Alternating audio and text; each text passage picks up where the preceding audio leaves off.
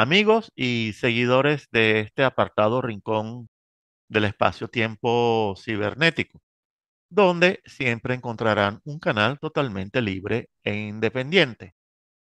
Hoy, una vez más, vamos a tener el placer de contar con Eric del Búfalo, amigo de la casa, para una nueva tertulia, cuyo tema ya les revelaré. Pero antes debo cumplir con el paso de presentar a Eric a las personas que no lo conocen o que van a tener el placer de conocerlo. Pero antes quisiera hacer una corta aclaratoria, corta, bien corta. Apreciado videovidente, el formato de este video no va a ser el de una entrevista, porque yo no soy periodista ni deseo serlo. Lo que yo hago con mis invitados es conversar, desde luego dándole el mayor espacio y la prioridad al invitado. Faltaría más, pero esta va a ser una tertulia, una conversa. Por favor, te los ruego, no se confundan. Bueno, procedo con la presentación. Eric del Búfalo es profesor de filosofía, escritor, lector a escala colosal, es pensador, una cualidad muy rara en tiempos escatológicos, y es textor y crítico sociocultural según confesión que hace en su cuenta de Twitter. Y además, este servidor considera que cuando sea grande, sin duda llegará a ser filósofo, un filósofo de facto, como dijimos la otra vez, pero para mí ya andas muy bien encaminado. Bueno, cumplida la ceremonia protocolar obligatoria, vayamos al grano. Y es que en la anterior tertulia, que fue sobre política y filosofía de la tristeza, tremendo éxito, cuyo link puse abajo en el texto descriptivo, no se la pierdan. En la anterior tertulia, Eric propuso para la siguiente, o sea, para esta, un título que era Angustia y Salvación.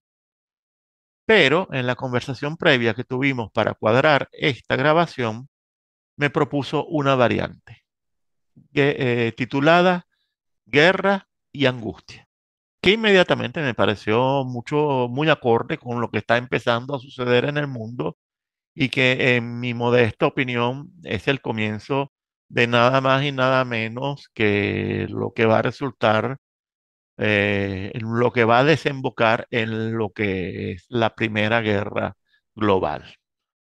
Bueno, Eric, te cedo la palabra para que nos ilustres sobre la guerra y la angustia. Adelante, por favor. Bueno, Federico, siempre es muy feliz de estar contigo en tu casa compartiendo esta conversación y hay que insistir en el hecho que es una conversación, es decir, estamos construyendo aquí un sentido, no estamos respondiendo verdades preestablecidas, estamos eh, tratando de dar sentido a lo que está pasando, que no es tan fácil hacerlo, ¿no? Entonces, gracias a los que nos escuchan también por la paciencia de eso, porque no estamos dando pastillas, sino estamos haciendo una dialéctica que permita hacerlos parte del mundo que se nos es casi siempre ajeno, ¿no? Como si fuéramos telespectadores, si fuéramos distantes de ellos cuando estamos completamente inmersos en ese caos que es el mundo moderno. El cambio del título se debe, bueno, lo conversábamos el otro justamente antes de esto, porque creo que estamos en un momento donde la realidad tiene signos que suscitan angustia, ¿no? Eh, una especie de guerra difusa, muy complicada, con muchos frentes y casi con un sentido apocalíptico, ¿no? De fin del mundo. Entonces, que por supuesto que eso es un gran disparador de angustia. Y lo primero que yo invitaría, bueno, lo primero que hay que hacer, vista de honestidad intelectual, es definir aquí qué tenemos por angustia, ¿no? Lo que vamos a entender por angustia. Fíjense que la palabra angustia, que hoy en día está asociada desde el punto de vista casi clínico, como una enfermedad mental, como un problema mental, en el origen griego no es así. No es una enfermedad de la psique, es una enfermedad del alma. No, ni siquiera es una enfermedad, es una posición del alma ante ciertas cosas. No es una enfermedad, repito, es una posición, es un estado de ánimo. Se puede decir que es una actitud del alma. Es una actitud del alma, es un estado de ánimo. en un estado de disposición particular en que el alma se puede encontrar a veces ante el mundo, ¿no? La palabra angustia, que viene de angostura, significa, del latín angostura y del griego angur, significa estrechez, asfixia, falta de aire, ¿no? Casi como asma, se refería al hecho de que el mundo nunca es suficiente para nosotros, el mundo es estrecho para nosotros. La realidad se nos queda corta y nos asfixia. La realidad es opresiva, porque cuando algo es opresivo, cuando algo es más pequeño que tú, cuando algo te está agarrando el cuello, ¿no? O sea, una camisa, una corbata te asfixia, ¿verdad? Y esta idea es esplendorosa, porque ¿cómo es posible que el mundo, que es más grande que tú, el mundo es mucho más vasto, enorme, pueda ser asfixiante? ¿No? Es paradójica la pregunta. Bueno, este tema se perdió en la Edad Media, ¿no? Hasta que poco a poco la modernidad se fue asimilando primero a la angustia y la melancolía, luego va a ser depresión, después a la ansiedad, etcétera, y al pánico, a la sudoración, a síntomas del cuerpo, ¿no? Y generalmente si alguien siente angustia, lo primero que dice, lo tengo que llamar a un psicólogo, lo tengo que buscar a alguien que... Pero en la antigüedad, la angustia nos llevaba al templo inmediatamente. Al La templo. angustia al templo, o sea, porque la angustia es el sentimiento de trascendencia en el hombre. Es decir, el hecho de que este mundo es insuficiente para nosotros. Y es por eso que asfixia, porque nosotros somos más que este mundo. Estamos en este mundo, pero no somos completamente de este mundo. ¿Okay? Recordemos siempre la parábola de Jesús. Nosotros tenemos un pie en la tierra, tenemos un pie dentro de un grano de mostaza. O sea, que el hombre tiene, como diría Simone Weil, dos raíces. Evidentemente, una raíz que se alimenta del suelo de la tierra, una raíz que se alimenta del cielo. Es una imagen que además Simone Weil toma de Platón. Digamos, si yo corto una de esas raíces, yo mato al hombre. O sea, lo puedo matar físicamente o lo puedo matar espiritualmente. La modernidad hasta ahora, en los tiempos de paz hasta ahora, sobre todo la modernidad tardía, inventó un método muy bueno en el cual tú puedes matar al hombre, cortar de raíz las raíces del cielo, dejar vivo su cuerpo, pero matarlo anímicamente. Yo creo que hay una gran matanza, hay un gran genocidio anímico en toda la humanidad contemporánea, ¿no?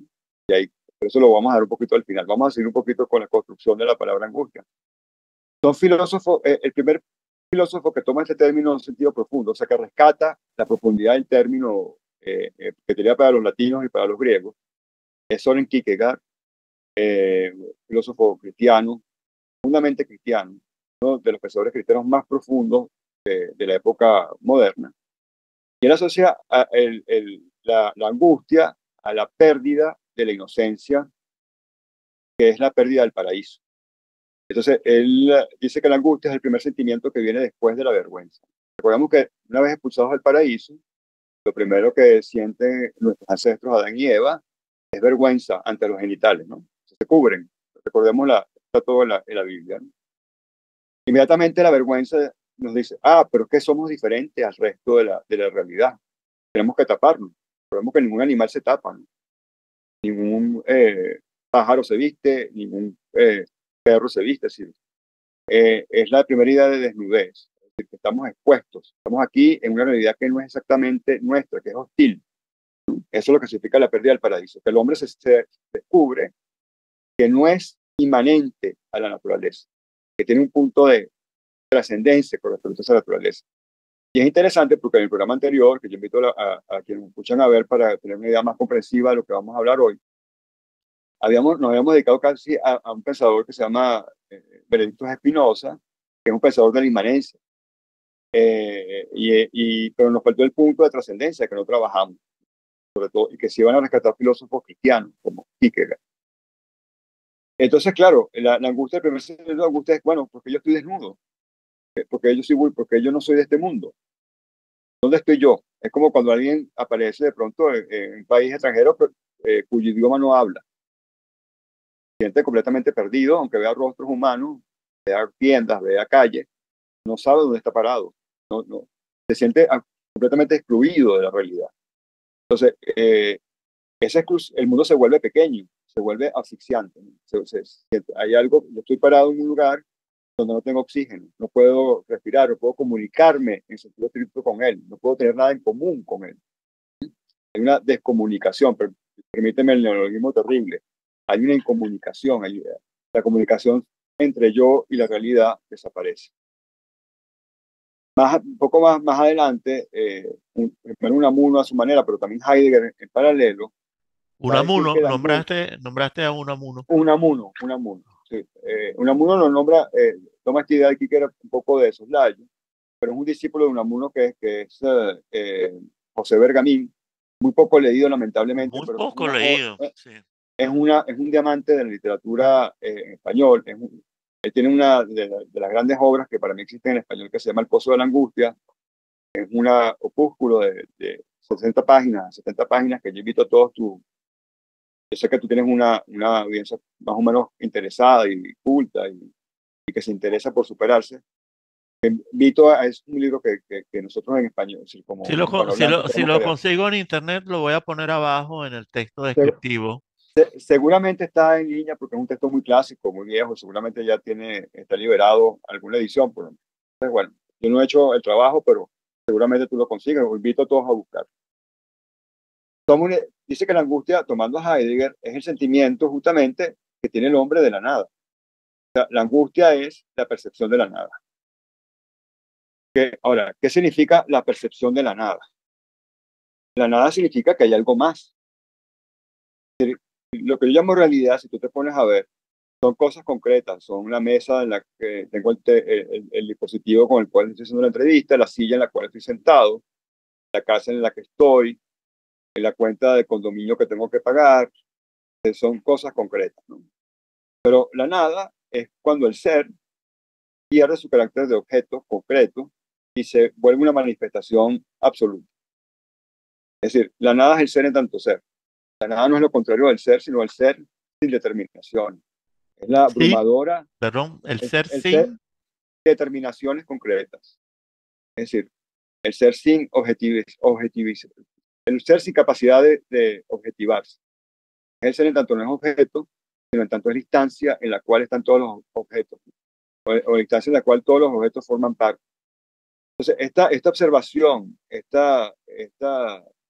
mare magnum de la percepción, donde yo me siento que hay un ser que me envuelve, pero que no puedo determinar, y que además yo lo estoy viendo desde afuera como un observador, me pone a mí en un lugar que no es otro que la nada.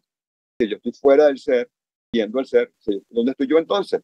Entonces, quiero volver un poco a la introducción del término, porque lamentablemente lo que dice Heidegger, creo que es metafísica, creo que es una de sus líneas más brillantes y también creo que es de obligatoria lectura para los que están realmente inquietos por temas escatológicos, como dirías tú, es que es metafísica. Entonces, él dice en una de esas páginas que, digamos, lo que me obliga a la angustia es a buscar la trascendencia, es a buscar que yo no soy de este mundo, pero soy un ser en este mundo. Yo soy un ser de este mundo, la pregunta que viene inmediatamente es, ¿de dónde vengo yo entonces? Porque estoy en esta tierra extranjera, digámoslo así, ¿no? Bueno, la única respuesta es la apertura, digámoslo así, hacia lo divino, hacia la trascendencia del alma humana. ¿Qué pasa en la Yo modernidad? llamo yo la llamo la dimensión vertical. La dimensión vertical, ¿no? En el sentido de que no. Entonces, buscar la línea vertical de ascendencia, la línea de ascendencia, eh, que está en la simbología de la cruz perfectamente establecido, ¿no? La Exactamente. cruz es la horizontal es el mundo, la hermandad, pero esa hermandad del mundo no es imposible si no hay ese vector vertical, que va del ínfero a lo más alto, ¿no? Al empírico. Entonces, eh, para volver un poco al tema, porque es un tema un poco, no está fácil, lo que hace la filosofía moderna, el pensamiento moderno, la sociedad moderna, es poco a poco ir eliminando esa línea vertical que la angustia nos pide. La angustia es la falta de esa verticalidad, ¿no? O sea, uno tiene angustia cuando no ve ese vector que ascendente No, y queda atrapado. estamos aplastados en 2D, como si fuéramos Por eso, ahí voy, aplastados. por eso que la palabra griega es tan genial, ¿Por qué yo me asfixio? Porque he quedado sumergido, no puedo sacar la cabeza del mundo. No puedo sacar la cabeza donde tiene que estar, que es en el cielo, ¿no?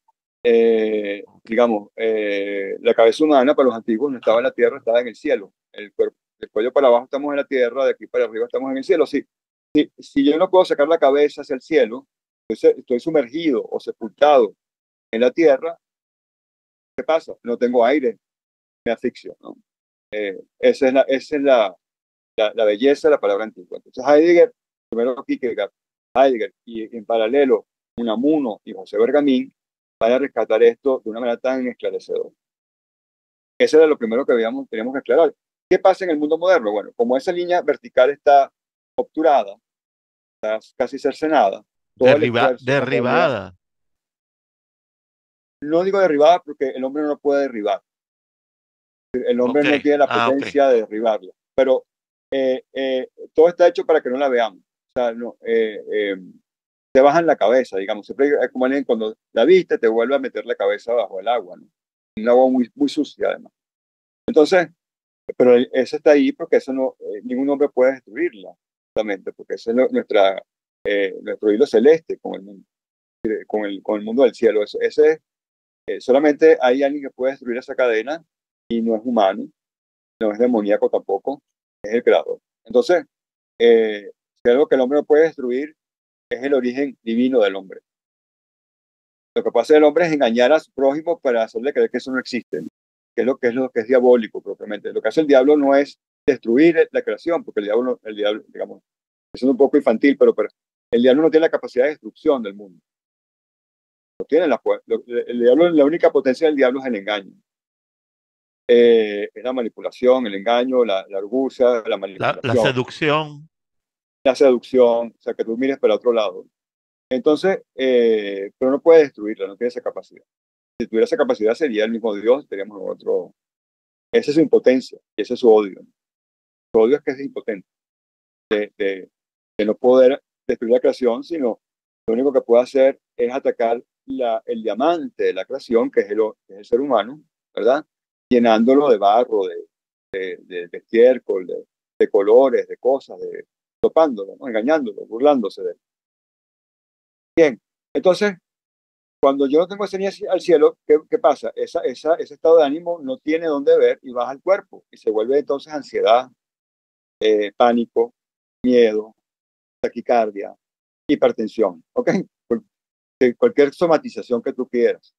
Y ya entramos en el campo médico ahí.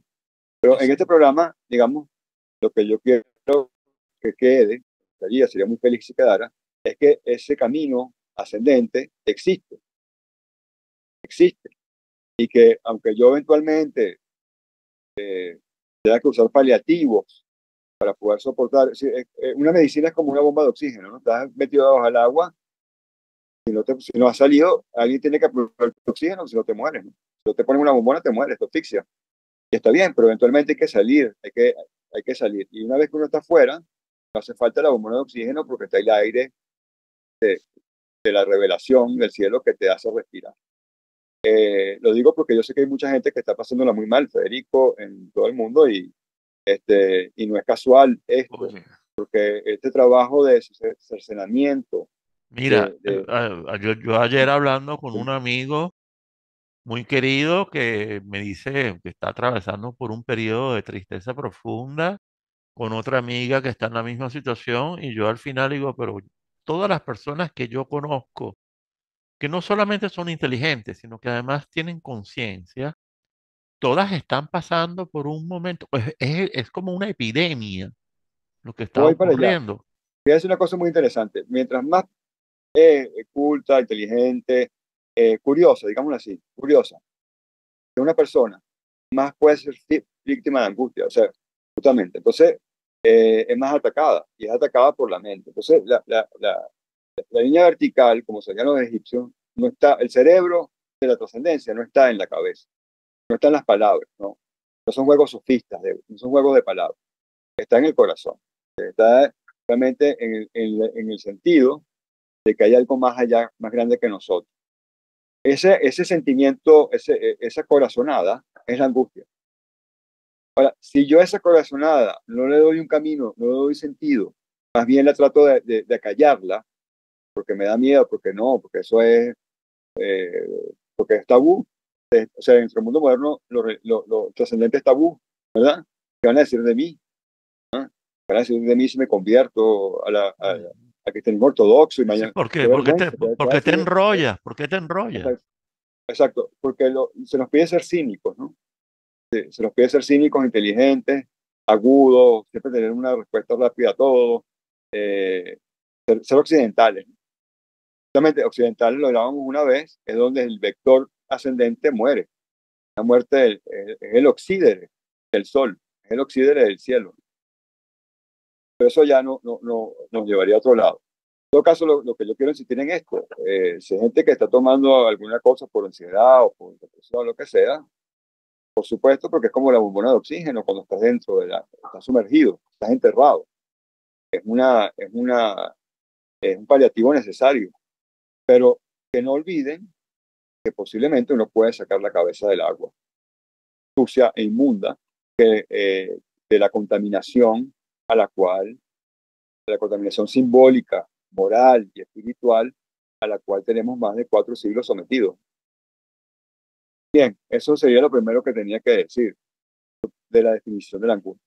¿Por qué ahora se vuelve tan importante? Porque estamos entrando en una etapa nueva que tú has llamado muy bien, y estoy de acuerdo contigo, no la tercera guerra mundial, porque ya no es una tercera guerra entre No, potencias del mundo, sino es una guerra global porque no son potencias del mundo, son fuerzas que ni siquiera vemos muy bien, son fuerzas privadas, intereses privados, corporaciones que además usan a los países como proxies para sus intereses. Son guerras entre bloques utilizando históricos. un término que ya me van a acusar de marxista, pero es dialéctica entre naciones en su máxima expresión. Sí, exacto. Entonces, bueno, estamos en ese proceso. Eh, Hay un frente que es el frente ucraniano, ruso-ucraniano, que ya está prácticamente decidido, pero justamente porque está prácticamente decidido, se abre otro inmediatamente más abajo, casi en el mismo meridiano, es verdad, eh, pero más al sur, que es el frente Irán-Israel. Entonces, que no es casual, o sea, es como si bajara, es como si el frente se moviera, se desplazara, pero es el mismo frente. Es Entonces, un eh, meridiano. meridiano, exactamente. Entonces, eso suscita mucho. El discurso es tan brutalmente apocalíptico en los voceros políticos, en los voceros militares, es tan cínico, tan, tan inhumano, que eso evidentemente nos hace ver el mundo como un lugar hostil, peligroso y completamente asfixiante para nosotros. Por eso es que creo que la guerra no puede dejar de ser tomada en cuenta, ¿no?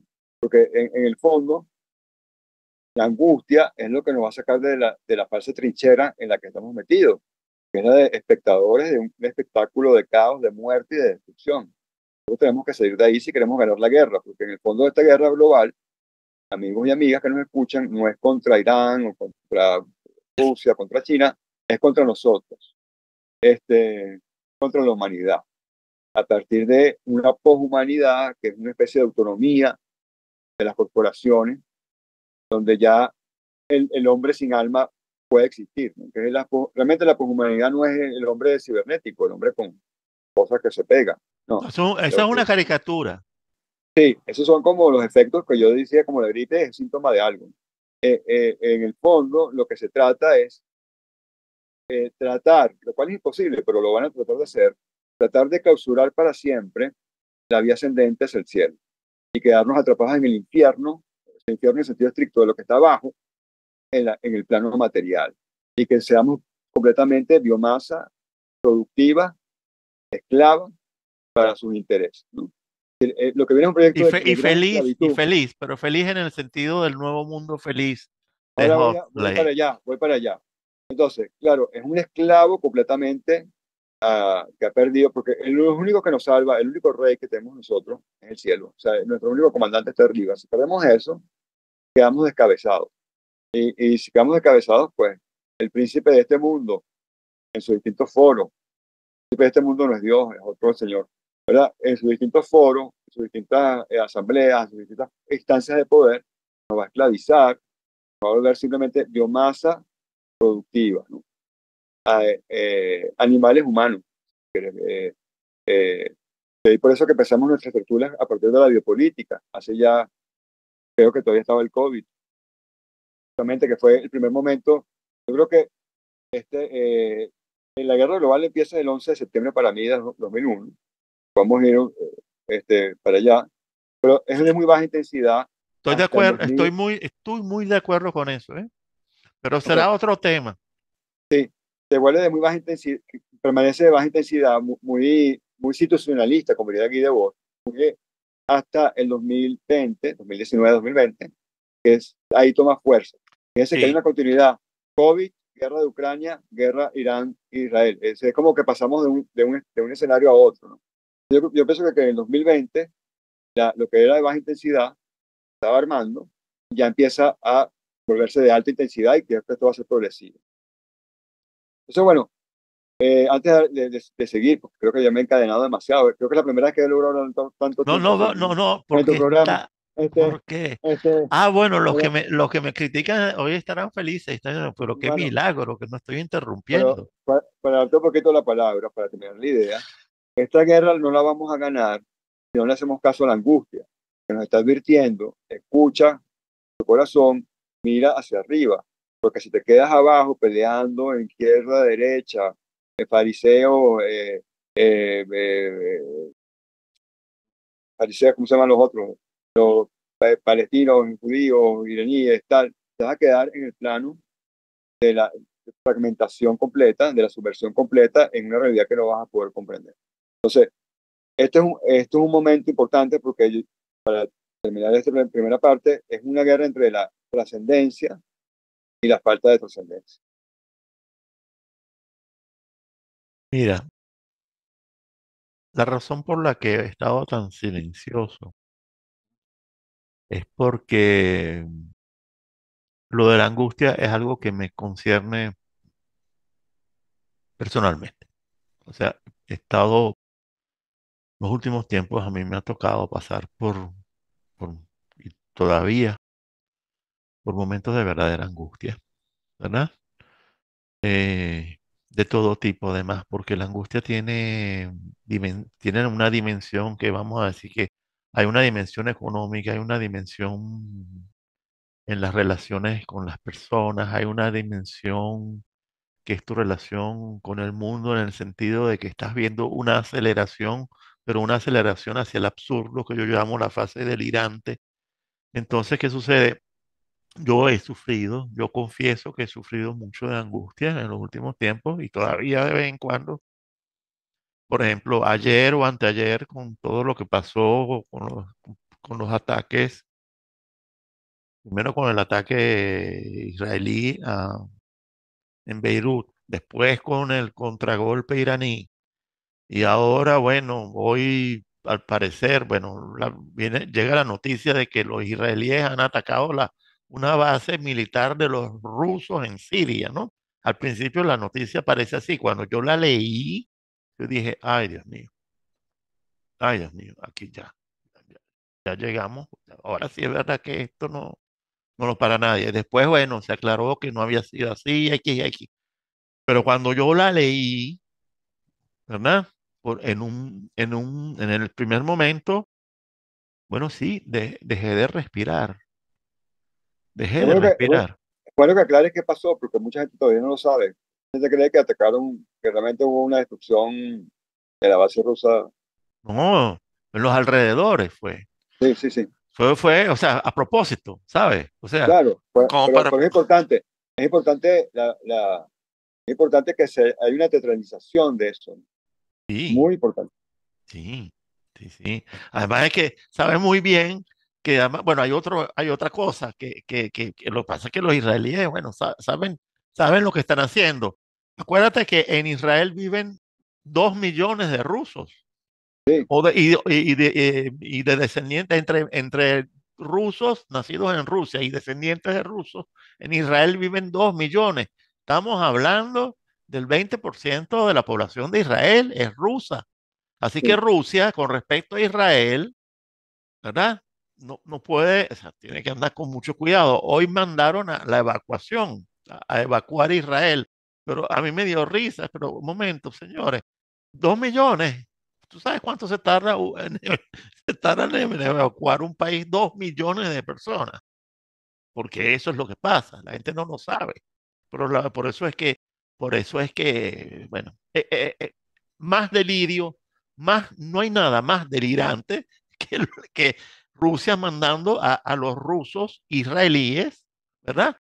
A que evacúen el país lo antes posible. ¿Por dónde? Son 2 millones. ¿Por dónde van a agarrar? Bueno, seguimos. Pero vuelvo a lo que estás diciendo, que es muy interesante, que es tu posición personal ante la angustia. Sí, muy fuerte. Yo la he sufrido mucho, pero yo la he sufrido encaminándola a través lo que yo llamo, bueno, Juan Pablo II llamaba, no es de Juan Pablo II, pero él hizo una carta sobre el dolor salvífico, ¿no? O sea, eh, yo me he acercado a Cristo. O sea, he resuelto mi angustia acercándome a Cristo y compartiéndola con Mira, Cristo, ¿no? una de las cosas más bellas que uno puede conseguir sobre la angustia está, bueno, está en los evangelios, y es la meditación de Cristo en el Getsemaní, en el Jardín de los Olivos, porque ahí Cristo tiene todavía, acordémonos siempre esto, que los protestantes nos han metido ya una cosa que han falsificado tanto la teología cristiana, que Cristo no estaba condenado a morir. El acto de la crucifixión es un acto libre y voluntario, ¿ah? Entonces, porque si no tendría mérito. Claro, claro. Es el cordero que se entrega voluntariamente, no es el cordero que lo amarran él se entrega. Él podía decir que no, él podía echar para atrás. En Getsemaní se le da la oportunidad, dice, y el amigo de siempre del inframundo se le aparece y le dice, pero chico, pero tú eres tonto, tú puedes tener una vida, tú puedes tener todos los hijos que tú quieras, puedes tener una buena posición social, ¿para qué vas a morir por estos idiotas? Porque además el diablo no está diciendo nada falso.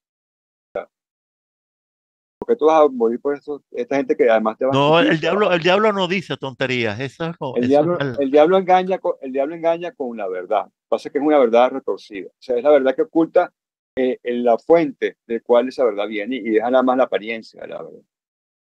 Entonces, le dice todo esto. Entonces, claro, Jesús en Getsemaní tiene una angustia. Dice, Dios, de verdad me vas a hacer, de verdad tengo que hacer esto. De verdad yo soy el Hijo del Hombre. De verdad yo tengo que morir por la salvación. Y ahí uno lee lo poco que hay en el Evangelio, transmite la fuerza de la gran angustia de Jesús ante el hecho que él va a tener una horrible muerte, que va a ser sacrificado y que podía no hacerlo. Entonces, la angustia es la nada, que habíamos ya explicado que ontológicamente es el sentimiento de la nada. Desde el punto de vista ético, se revela como libertad. La angustia es la manifestación de la libertad en el hombre. Por eso que es tan importante, perder la angustia es perder la certeza de que la libertad existe. Y por eso que si perdemos la angustia, la adoptamos, vamos a olvidarnos que somos seres libres desde un punto de vista constitutivo. No por el sistema político en el cual estemos, sino que independientemente de cualquier sistema político, somos libres por naturaleza divina. Entonces, eso es lo que yo invito también a la gente que le interesa la angustia, esas páginas del Evangelio. La verdad, pues, cómo buscar los versículos. Eh, bien. Esto no lo tenía pensado, por eso lo digo ahorita, tengo en la cabeza ahorita, no Hay podía una, preparar los versículos. hay una excelente reflexión de Ratzinger que voy a Sí, publicar en los próximos sí, días, ¿verdad? sí. Bueno, lo Sobre, salvífico, justamente, exactamente. sobre ese Eh, tema, porque que él lo exacto. abordó, ¿no? Lo que pasa es que, bueno, tú sabes que Ratzinger, Papa Benedicto XVI, no tiene el mismo estilo de, por ejemplo, de Juan Pablo II, ¿no? O sea, él siempre es un poquito intelectual, ¿no? Bueno, porque es Entonces, un teólogo, un gran teólogo, es un gran exactamente. teólogo De hecho, la reflexión que él hace no es una reflexión, vamos a decir, pastoral, sino no, es una teológica, reflexión dura, teológica. pura y Exacto. dura, Sí, digamos así. así es. Este, Así que tengo que, mi tarea va a ser volverla pastoral, ver si la puedo volver pastoral, ¿no? ok, digo esto también porque eh, hay que tener cuidado de no quedarse pegado en el alivio en el analgésico, ¿no? Porque ahí perdemos, ahí nos mata, ahí nos va a caer una bomba de muchas toneladas encima, ¿no? Digamos, ahí nos van a realmente aborregar. Entonces, eh, hicimos simplemente cuerpo experimental para las grandes farmacéuticas, entre otras cosas. Y seremos votantes, o sea, ciegos y fieles de gente que nos está llevando a la destrucción. Yo pienso además que tú estás en un sitio peor que yo en ese sentido. O sea, porque en Venezuela la realidad es tan cruda y tan clara que no engaña. Pero yo pienso que el Exacto. lugar más engañoso ahorita es Europa. Europa es uno de los lugares más siniestros en este momento, en el sentido de que el tren hacia el abismo es tan veloz y está tan disfrazado de flores, de arcoíris, de rosas, que espanta, ¿no? No, es que Es como un dentro, es como, tú todavía ves el fantasma de la civilización eh, sí, mm, sólido, lo ves todavía sí, sólido, ¿entiendes? Pero es de hecho ya un espectro, la es un espectro, civilización. exacto. Y eso le da a los europeos una especie de suprematismo moral que la Insoportable, práctica no están, que la insoportable. práctica no están ejerciendo. Entonces es un autoengaño, ¿no? Una cosa que además está llevando a Europa a la propia destrucción económica de Europa, ¿no? O sea, es increíble. Pero bueno, eso ya es otro discurso. Porque después van a ser chavistas, ¿no? Como yo voy a decir eso. No, No, pero importante ahí porque uno se siente más solo aún en Europa. Cuando tú estás angustiado en Europa, tú te sientes particularmente solo.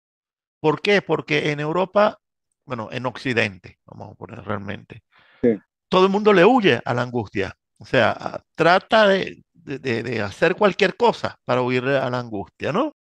Están los que se drogan, o están los que se drogan de otra manera, a través de la medicación, están los que evaden y evaden permanentemente, ¿verdad? Están los que usan este adminículo como escapatoria, ¿verdad? sí. Entonces te sientes más solo aún porque nadie quiere además nadie quiere admitir que está angustiado, ¿entiendes? Claro, y O sea, si te dan angustiado, los espantas, porque, ay, sí, hay uno que es como, o sí, sea, te no, espanta. Entonces, se, claro, se crea, no, si tú comienzas a decir que tú estás angustiado y se crea un vacío en torno a ti, es sí, impresionante. te aíslan, ¿no? O sea, te aíslan más de lo que ya te sientes aislado, justamente por la culpa.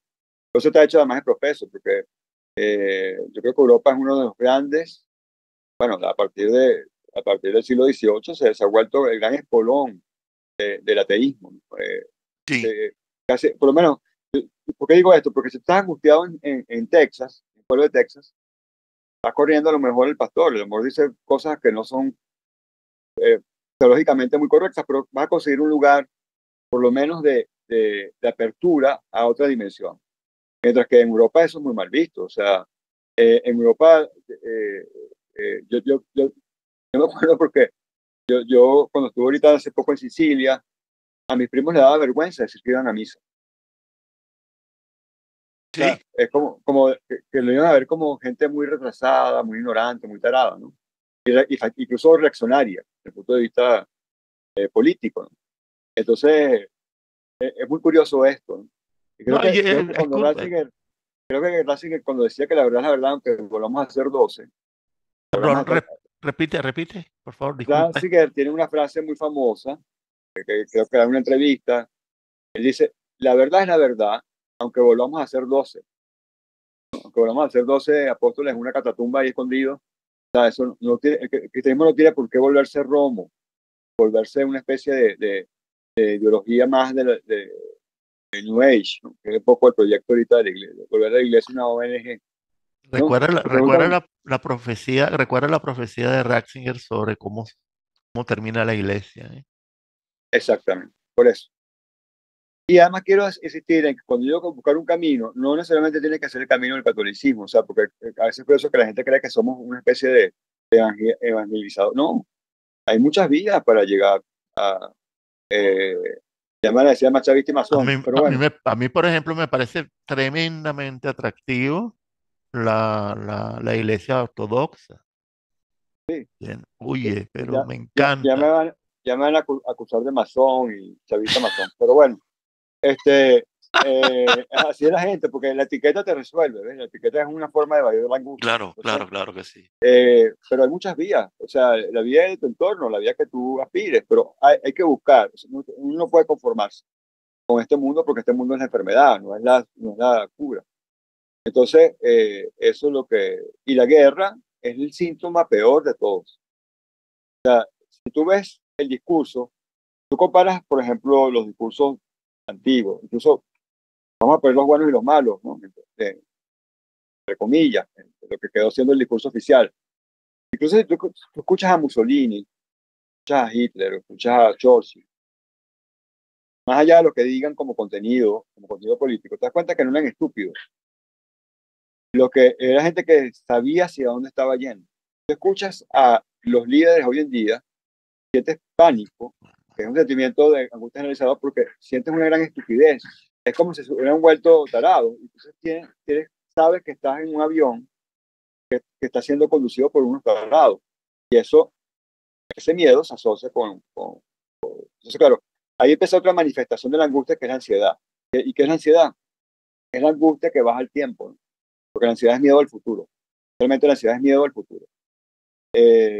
Así No, la clase, como la clase política de hoy en día es, parece parece que ha sido, parece el producto de un proceso zootécnico para seleccionar a los más imbécil que uno lo se más pueda. manipulable, lo más horrible. O sea, y No hay hay uno, gradación, ¿eh? ¿no? Hay gente que hay un poquito de gradación, pero igual todos los que llegan tienen que ser o locos o estúpidos, ¿no?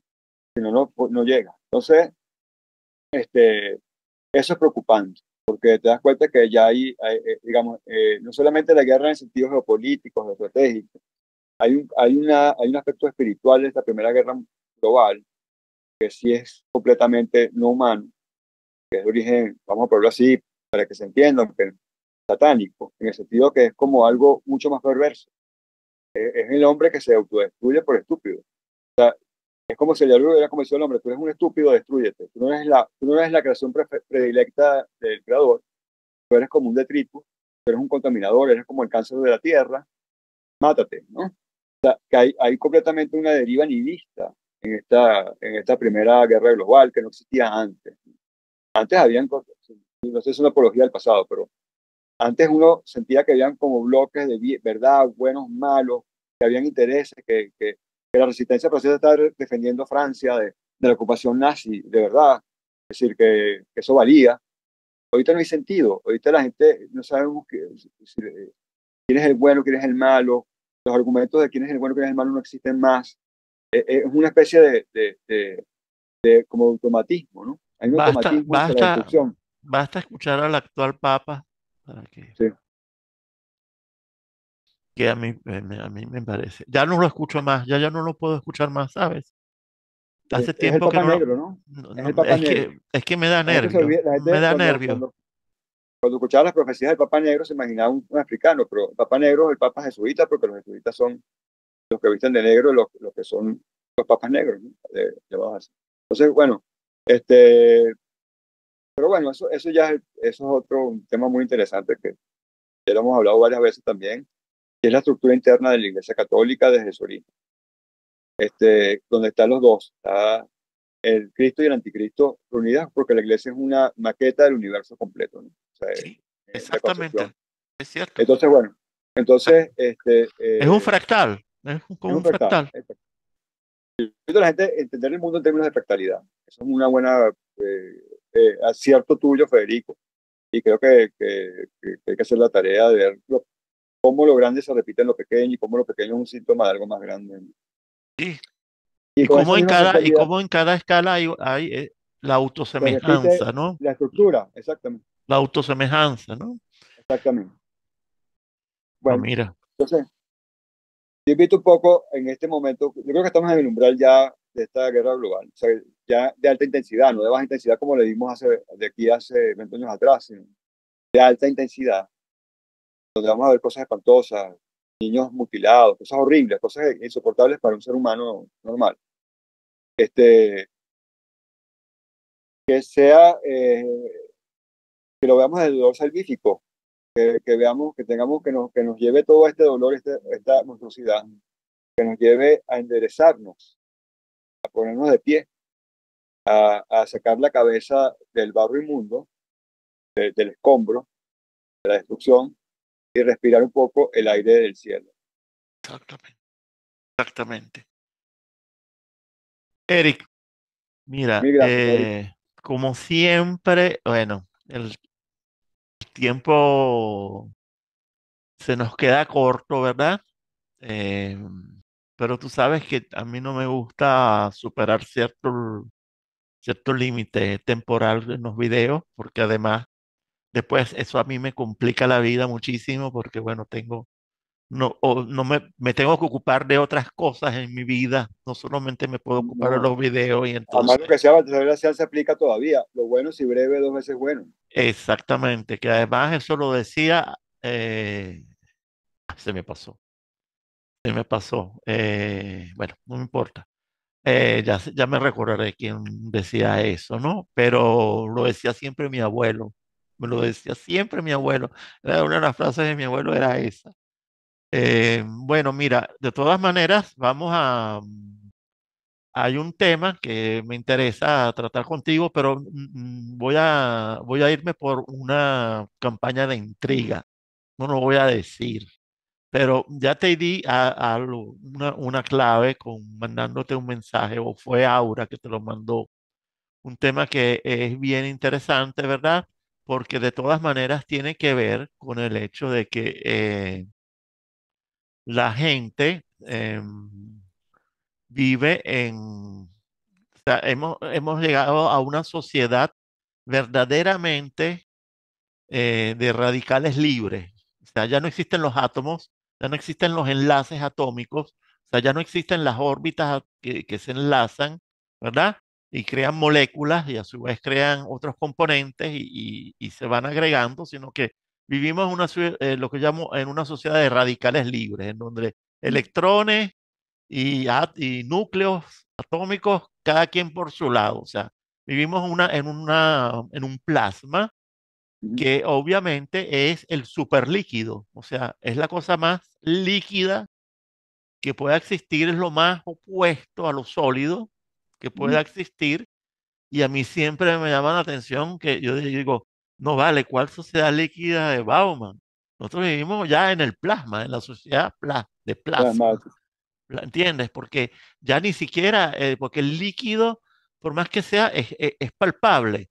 Aquí no, aquí ya estamos entrando en una fase en donde fantasmático, completamente todo. Todo es sí, fantasmático. sí, es todo ¿cómo se llama? Una escenografía Sí, fantasmal de algo que ya no existe. Por eso le digo, exacto, pero, y sin embargo seguimos viendo la civilización, ¿no? O sea, exacto. vas a Sí, Roma y ves el Coliseo, pero sí, n- no existe Roma, porque yo viví sí, en Roma hace 20 30 años, ¿no? Y ya no sí. existe Roma realmente. Sí. Bueno, ahora sí, no, Mil gracias, suficiente. Federico. Gracias a todos por habernos No, gracias escuchado. a ti. Un abrazo fuerte. Bueno, amigos, es todo por hoy y muy pronto, pero muy pronto, Eric va a regresar y vamos a tener otra tertulia interesante. Cuídense y por favor, no se olviden nunca de lo que yo siempre les digo, de que hay que meditar y hay que reflexionar todos los días. Y si les gusta, recen, aprendan a rezar. Yo rezo. Para mí el rezo es maravilloso. Listo, ya, suficiente. Chao.